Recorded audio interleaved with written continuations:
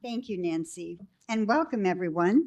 I'm so glad you made it here in Manhattan on a day which, it's just a little cold. It's not a big deal. But truly, thank you for being here and welcome to the virtual audience also.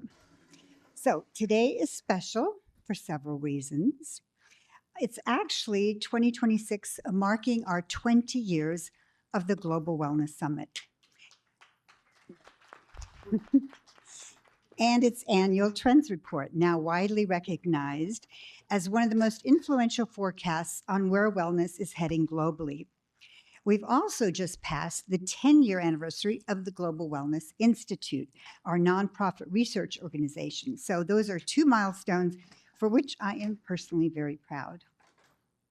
And by the way, our first summit took place at the Waldorf Astoria, right around the corner, 20 years ago. I wonder if anyone was here. Davide, were you here? Not 20 years ago. Oh, Milana, you were here.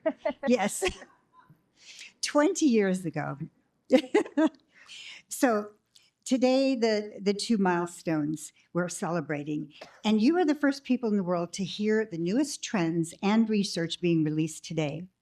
And by the way, I just want to let you know, you're going to get a copy of both, and they look a little alike, so make sure you get one of each, research and the trends.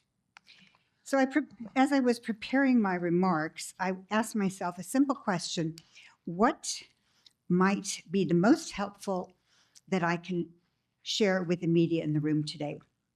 Well, the answer, I believe, is the very thing that underpins the decades of work and binds together our two organizations, and that is authority.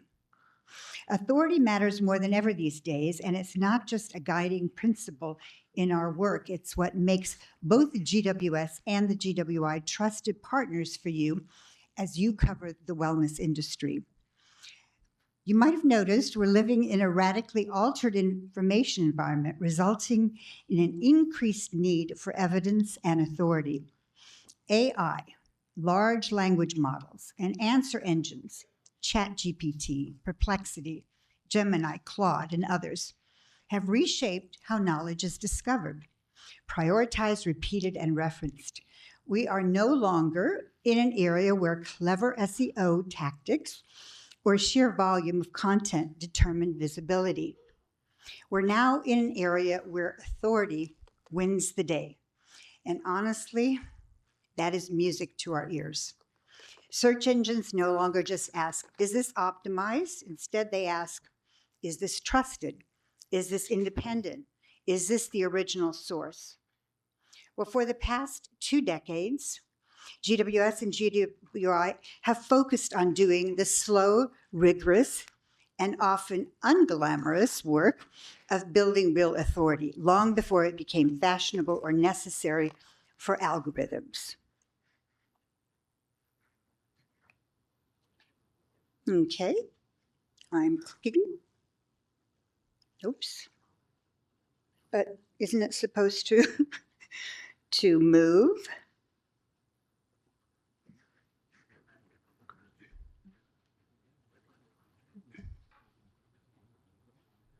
It's forwarding here, but not up there. Okay, there it is. Are you sure? Okay. At the heart of our work are two distinct but deeply connected organizations: the Global Wellness Summit, which hosts events and issues the annual trends report, and the second organization is the Global Wellness Institute, our nonprofit sister organization.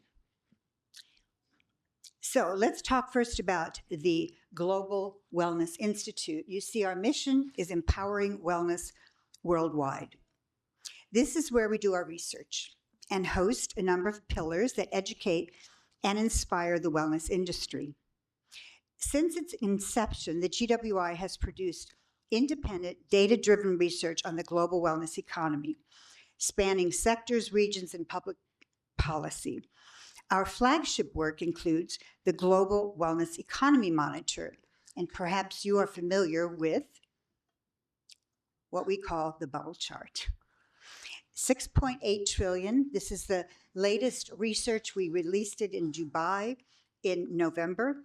And the forecast behind this is that the industry, the economy will go to 10 trillion by 2029. It's the latest glimpse of the global economy from the report in Dubai. Next is a slide where you will see some of the other research studies that we have done. A hallmark of our research is its independence. We do not sell the research. We make it freely available to everyone, everywhere. That is one way we meet our mission, because we do have in mind wellness for all. We don't shape things to fit sponsors or clients. That distinction has always mattered to us, and it turns out that it matters to the AI engines that power so much of research being done today, or search being done today. So let me introduce you to our research team. They are a group of economists and policy experts with backgrounds in international development, economic analysis, and public policy.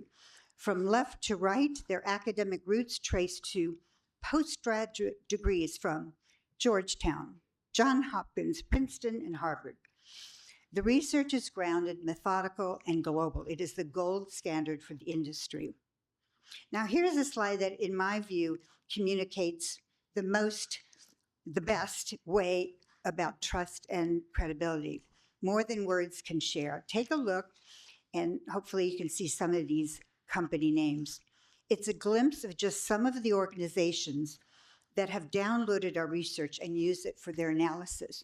What I didn't put up here is all the organizations in our industry. Of course they use it, but look at who else is using our research and has for these 20 years. So you know, thank you. Thank you. I appreciate it, because it's been a lot of work, and but I'm very proud of it because it has stood the test of time. So, and we keep going. So,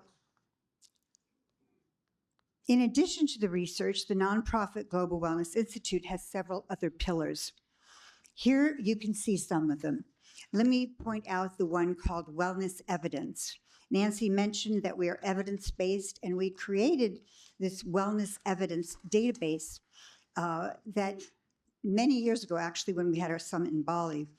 And it's used by, some media. Maybe some of you have used it. And these days, it's used more and more, because now the whole understanding and the need for wellness evidence has never been greater. The geography of wellness is another pillar. It's a groundbreaking pillar, just for the last few years, given visibility to the wellness attributes and robust economies of partner countries. We have more countries now not only accessing our research, but asking us for more specifics on their country, and we're able to do that. Another pillar is the industry initiatives. It includes a wide-ranging, volunteer-led group of industry executives who produce various educational projects throughout the year. We now have 33 separate initiatives, and I know that some of you are part of them, and we thank you for that. Another pillar is the Wellness Moonshot, a world free of preventable disease. Launched in 2017 and continuing to garner momentum for what the world is finally discovering and increasingly embracing as an important way forward: prevention. Another pillar that trumpets education is brought to life by a far-reaching collaboration we have with our BBC Storyworks, which you will hear more about today. That has been a tremendous way of helping promote wellness. All of these pillars add up to the authority of the nonprofit institute and why so many trust what we produce. Now, here's a slide, and I'll just have you take a look, and I'll leave it up for just a second. This is our board of advisors for the Global Wellness Institute. It is a very prestigious board. We meet with them every month. So they are active. And you can see, Richard Carmona, the 17th Surgeon General, Dr. Michael Roizen, who's now on the list of some of the top longevity doctors, and on every single one of them is truly an expert in their field. Now, you'll find this esteemed group. We listed it this year in the research because to help you know who is behind supporting us. And if you want any help in being introduced to any of these advisors for interviews, we will be happy to facilitate that. Okay, let's go now to the Global Wellness Summit. That's the second organization. The mission is joining together, shaping the future. For 20 years, GWI has convened the most influential leaders across wellness, hospitality, real estate, medicine, technology, investment, and policy. We actually started with the term Global Spa Summit because 20 years ago, the term wellness was not really used that much. But now it's the Global Wellness Summit, and spa is a very important part that is underneath that umbrella. It is a place where ideas are debated, challenged, and refined long before they appear in headlines. Now, you can see from this slide the annual trends reports. Whoops, wait a minute. Oh, this one. Yes. Thank you. Thank you. Okay, you can see from this slide the various locations where we have hosted summits. We actually began, as I mentioned, here in New York at the Waldorf. Steve Case was our first speaker. And I personally feel that being committed to varying the location of our summits has added to our knowledge and authority because a global conversation is critical when it comes to health and wellness. Now, let me assure you, it is not so easy to create a new summit in a different location every year. It's much easier to stay in the same place. But we have found it to be worthwhile in terms of what we learn and what we can share with you and our global network. And we also really kind of enjoy it. By the way, we're going to be in Thailand this year. Next slide. Yes, I do. Okay. So the annual trends report, which is why you're here, it's actually born from the ecosystem, informed by global closed-door conversations at the summit among business and thought leaders who are shaping the future in real time. And trying to go back. So when she gets there, there will be a lot of covers of some of our research reports. There we go. The annual, the trends reports. The annual trends report is very unique, not only for its scholarship, you'll see that for yourself shortly, but also because the report is definitely collaborative, expert-driven, evidence-based, and in-depth. The result is impact and influence and ultimately global authority. Our most recent summit, which was held in Dubai, explored longevity through a wellness lens, a theme you'll see reflected strongly in this year's trends. In addition to the annual multi-day summit, GWS hosts the Wellness, Real Estate, and Community Symposium every year, also here in New York. There we go. So this is a symposium we do every year in the spring, and it's all about wellness real estate. This event focuses entirely on this booming sector of the wellness economy, which was the largest. It made the most strides during COVID and even since then, and brings to life the many global projects, technologies, designs, investments, and opportunities that contribute to the $548 billion wellness real estate industry. We've led this conversation for over 8 years. We released the first research report on this topic called Build Well to Live Well. That was in 2018. Since that time, we've released a number of related reports, a complete refresh of the original volume, as well as a series of case studies. In fact, our senior research fellows are just now returning from 2 weeks in the GCC, collecting information for the report that will be released at the upcoming symposium on May 12th. That will be case studies from the GCC. For 20 years, the Global Wellness Summit has been a bright light for wellness, and nowhere is that more evident than in our board of advisors. Take a look at this list. You can see it's a different board of advisors from the Institute. And again, many familiar faces that you're probably, or at least names that you might be familiar with. This esteemed group hails from Israel, Sweden, Hong Kong, the UK, Turkey, Japan, and the US. They put the global in global wellness, and they have, from the very beginning of the organization, been the wing beneath our wings, both personally and professionally.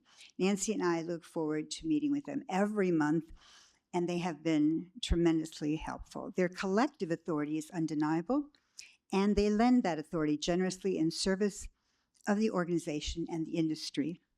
You'll find them listed in the trends report that you will receive today. And once again, if you'd like to connect with them, just let us know.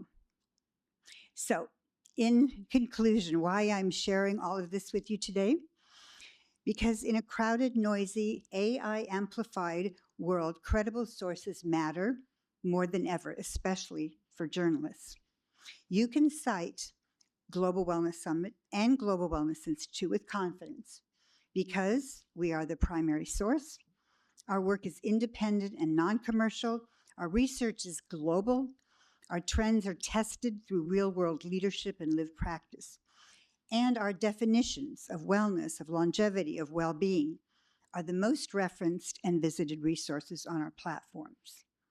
In fact, the most visited page across our ecosystem is not a trends report. Can you guess what it might be? Our most visited page? It's a simple question. What is wellness? That tells you something. People are hungry for clarity and authority.